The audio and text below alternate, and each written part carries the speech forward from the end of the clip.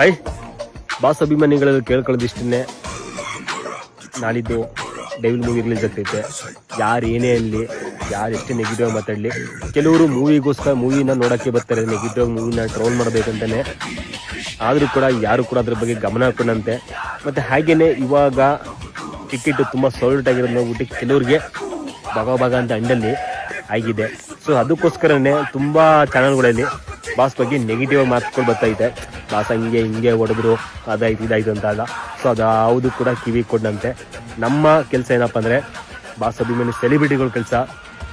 Boss ಇವತ್ತು ನಮ್ಮ ಜೊತೆ ಇಲ್ಲದೆ ಇರ್ಬೋದು, ಹೊರಗಡೆ ಇರ್ಬೋದು, ಆದರೆ ಅವ್ರ ಅಭಿಮಾನಿಗಳು, ಲಕ್ಷಾಂತರ ಅಭಿಮಾನಿಗಳು ಹೊರಗಡೆ ಈಚೆ ಇದ್ದೀವಿ. ಸೊ ನಾವುಗಳು ಈ ಕನ್ನಡ ಇಂಡಸ್ಟ್ರಿಲೇ ಹಿಂದೆ ಯಾರು ಮಾಡಿರ್ಬಾರ್ದು, ಮುಂದೆ ಯಾರು ಕೂಡ ಮಾಡೋಕ್ಕಾಗ್ಬಾರ್ದು. ಆ ಲೆವೆಲ್ಗೆ ಸೆಲೆಬ್ರೇಷನ್ ಮಾಡಬೇಕು ಮೂವಿನ.